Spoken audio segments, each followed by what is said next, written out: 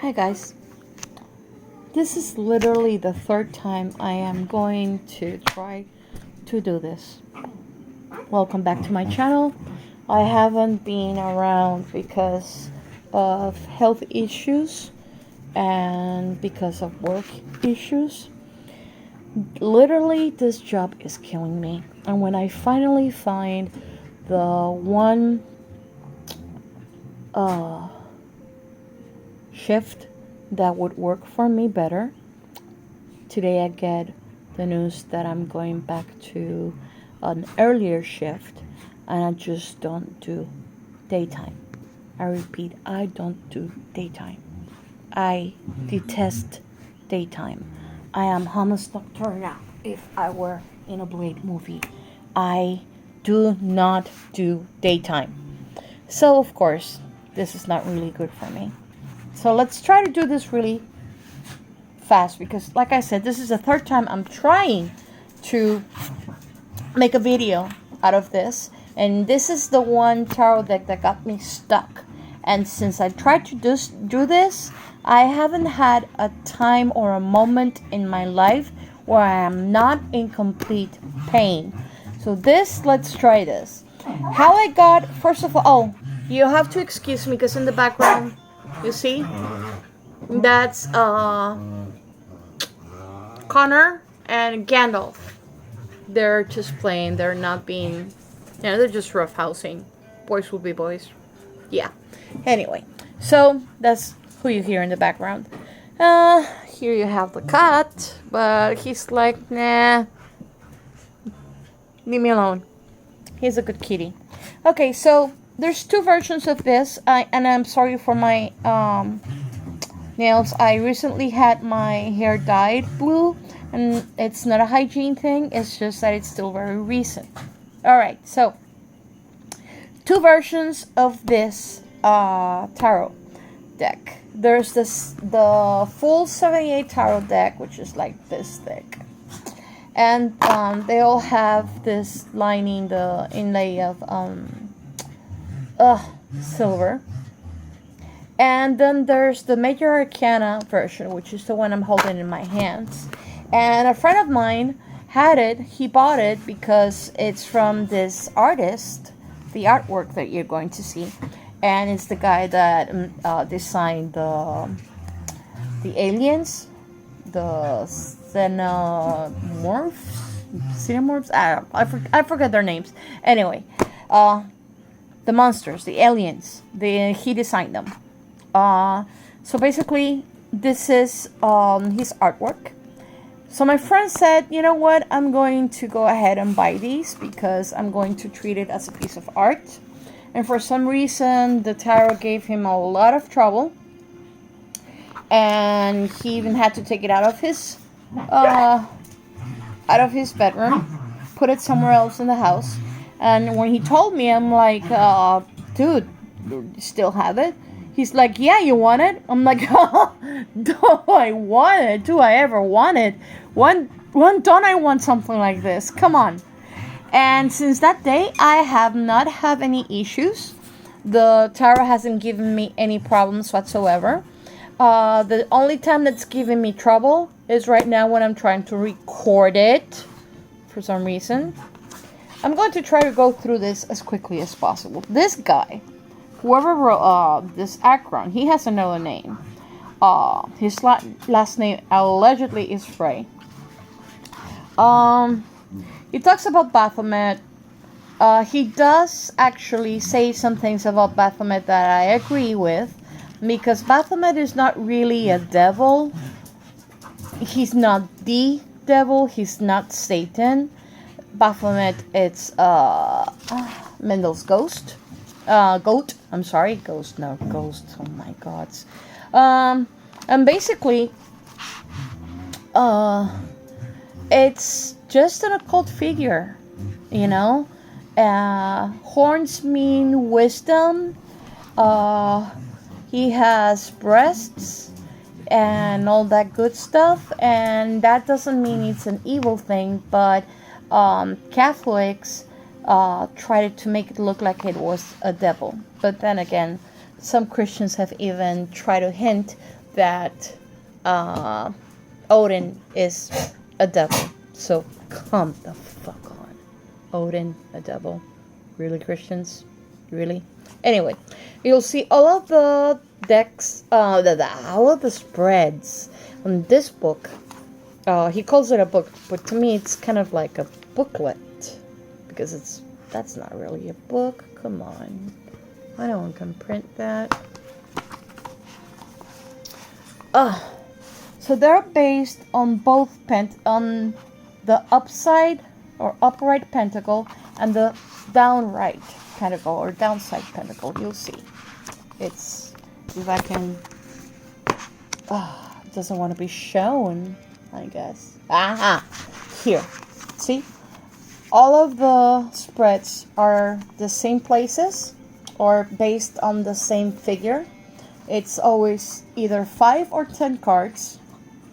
It just depends on the placement and what they want you to read like. Now, I was saying something about this guy, this Akron guy.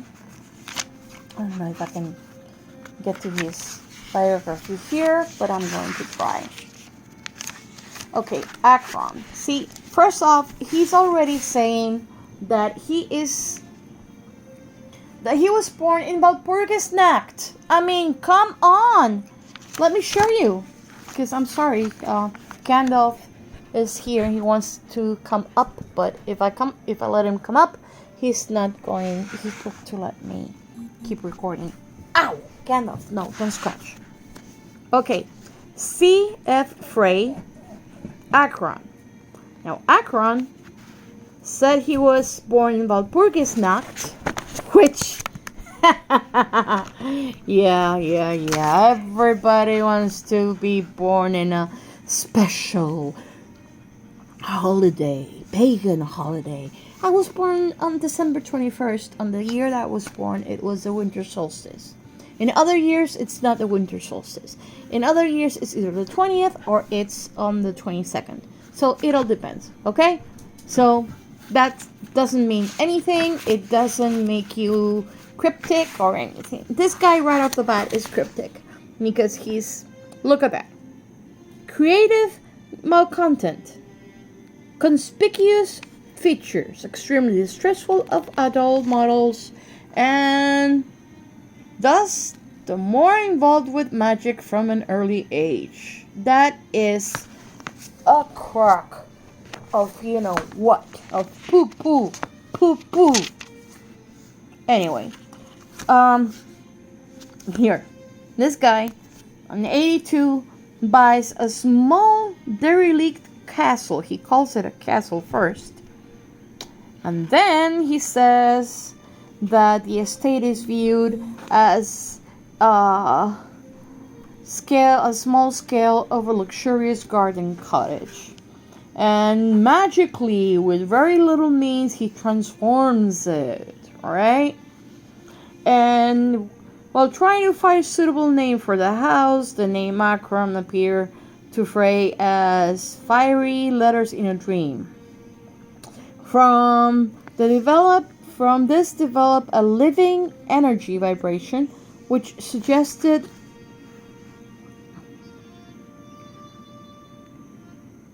the initials first as the name of the house and then as the name for his firm. Also an astrobureau, and finally as an authorial pseudonym. I can't speak today, guys. I'm tired. I'm sorry. So basically just as his pen name. So he takes his whole persona after being, not graduating, studying here. And there's not a piece of information here that says he actually graduated and amounted to something. Other than he performed as a professional musician in nightclubs. If it's in nightclubs, it's not as a professional musician, let me tell you. He goes to Munich to study music. Does he graduate? No.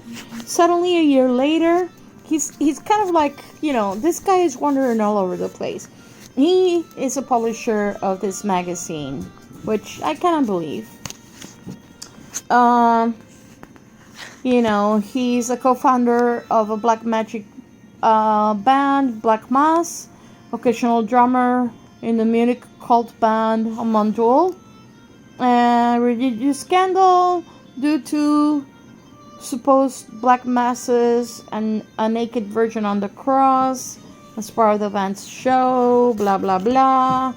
I think this is where Mayhem got their act from, right?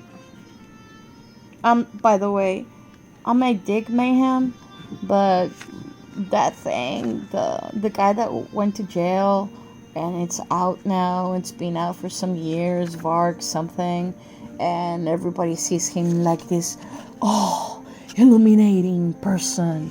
He's full of shit too.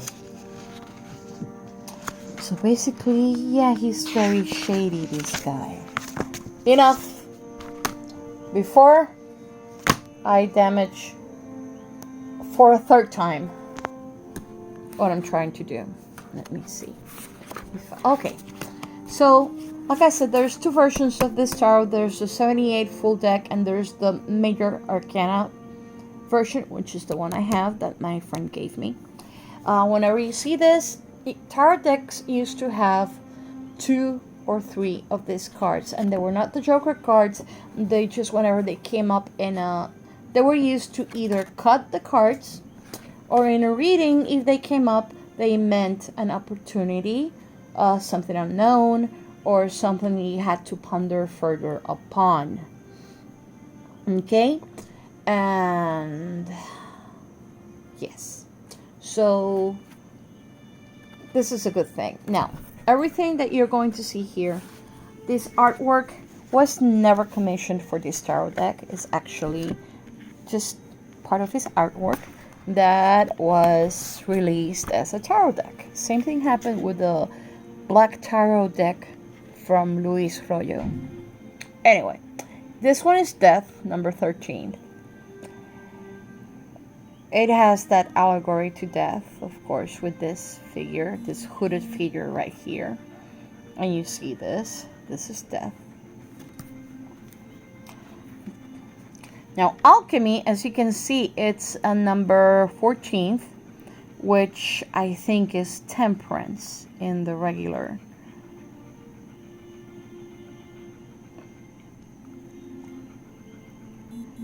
See, there's kind of like a leaf or a page, I should say, a scroll that talks about fire. This is German, I think. Or if not, it's very similar because this is very German. And thus, it's also water. This is earth and this is air and earth. This is, I think, German. Because I know a bottle of water would be Wasser, so it should be something like that. So yeah, you have these two females. The cap on the beaker is kind of like a condom, very phallic. And you have sort of Baphomet kind of figure.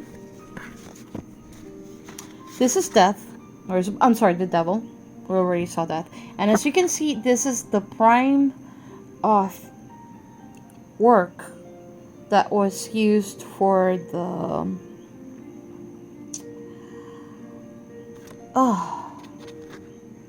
for the spreads that you saw here. I'm sorry, guys, I'm tired. Then this one's the tower. You're going to see a lot of female and a lot of male genitalia. This is another one of the black cards. This is the star.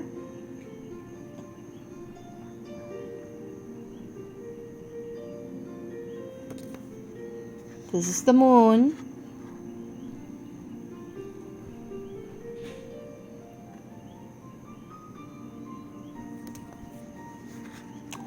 This is the sun. See, this is what I tell you about phallic nature of some of his things, some of his paintings. Nothing wrong with that. That's what floats his boat. That's perfectly fine by me.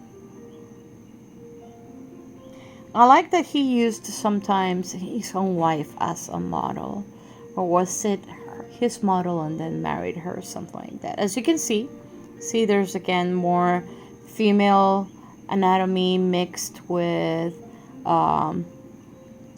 genitalia, both gender genitalia. This looks like a female genitalia kind of stuff. All right. And like I said, this, oh no, I'm sorry, this is Judgment, and you can tell it has the cross. This figure here looks like a judge, and you see the other figures around such. I'm sure that the name of the artwork is not Judgment, but it was used for Judgment. The Universe. See this kind of biomechanical ship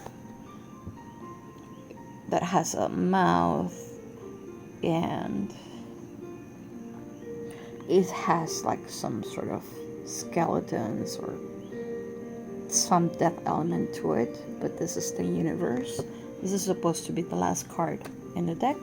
Here's the third black card. Let's start. This is the Fool. Now I wonder if he is a fool because she's actually almost giving him a lap dance, and he's just like either smoking or using that flute. I wonder. But then ahead of him in the background there's this pyramid that needs to be climbed. So I understand why it was used. This is the Magician. Let me get a close-up of this artwork.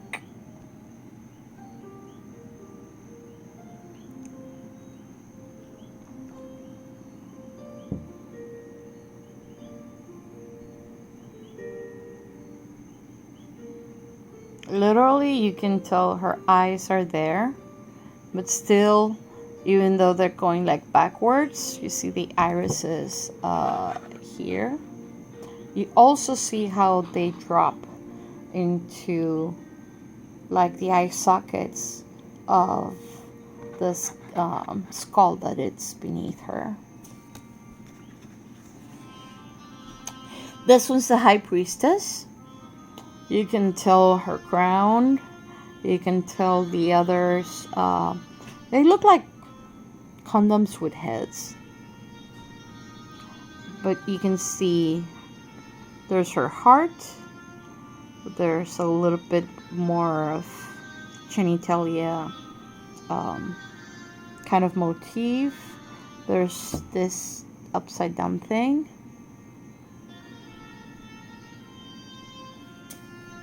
Here's the Empress.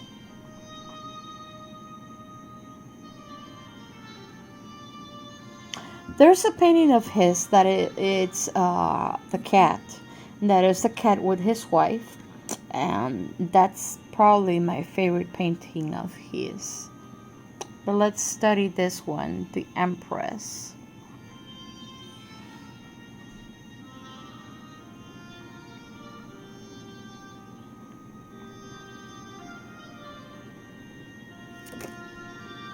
Here's the Emperor. Looks very World War I.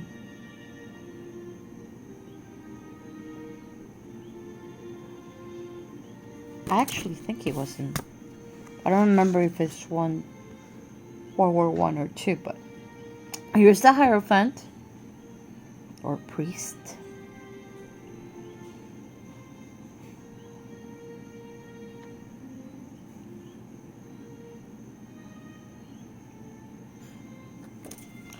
Here's the Lovers.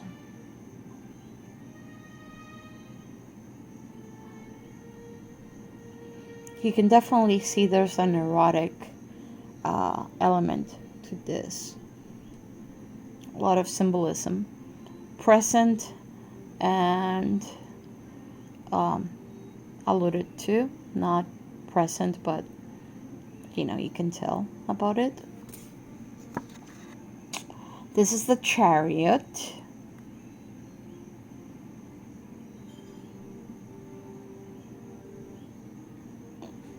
I just want you guys to take in the art because I actually like this artwork. It's not for everyone, but I like it. This one is Strength.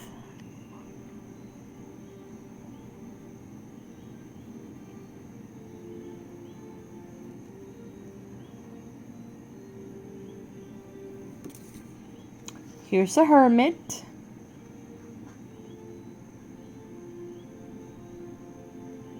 See how he's kind of like closed to himself.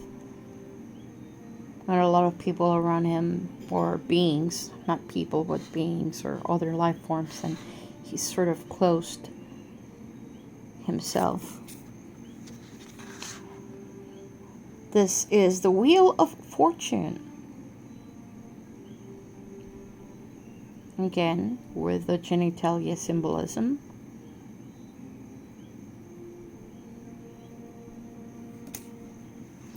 There's only 2 more left, guys, which the first one, it's this one's Justice.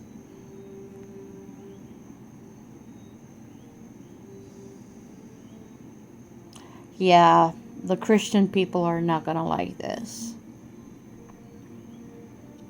Myself, after all of the centuries of Christians making pagan people their life very miserable, I really don't mind. Plus, come on, guys, this is just art. It's not meant to be anything. It's art used for a tarot deck. Don't get your panties rolled up in a bunch. And the last one, the Hanged Witch, which is substitute for the Hanged Man on a regular. She's hanged? But, oh la la, I mean, I don't think she's suffering while being hanged. Unless this is part of her, and then, yeah, world of suffering through all of that. Alright, so that was the tarot deck.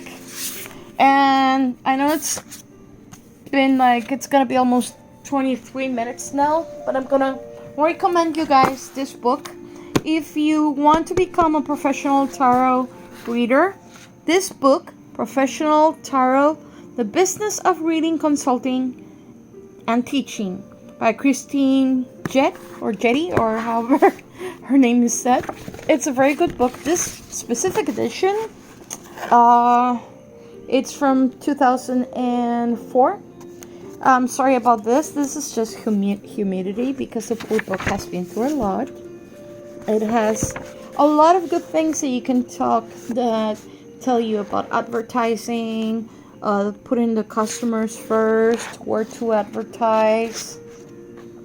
And a lot of people think, but why should I be getting paid for this if anyone can do this? See, this telephone tarot, that's more like a remote tarot. You see a lot of this now on Facebook, remote readings.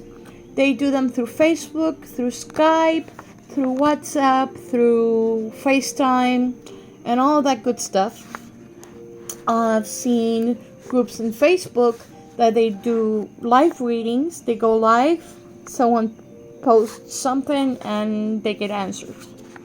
Problem is that there's so many people on those feeds that a lot of times, I myself have tried to get a reading, and I've just been passed by for some reason. I don't know, it's because they don't know how to read my name. I don't know. But it tells you, things. This is for the 900 telephone lines that used to be like Hello Miss Cleo and all that stuff. But you can still do it remotely. as it's usually done nowadays. And you can still get a good connection with the person that is calling you.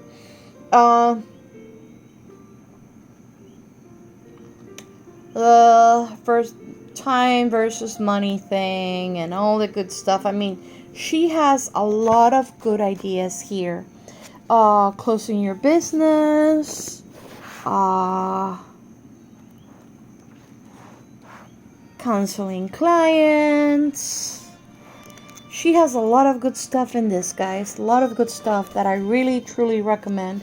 If you want to give workshops instead of readings, if you want to teach the tarot to other people, I mean, I recommend that part only to seasoned practitioners. But hey, if you think you can come up with a good and easy curriculum, why not? Gives you a little bit planning guide how to do your syllabus if you want to do it that way. Or you can teach tarot from your own perspective. Like, for example, a Christian witch would teach the tarot cards from her perspective, or would compare it to another set of cards, like the Spanish cards that are also read in some African American religions, and things like that. How to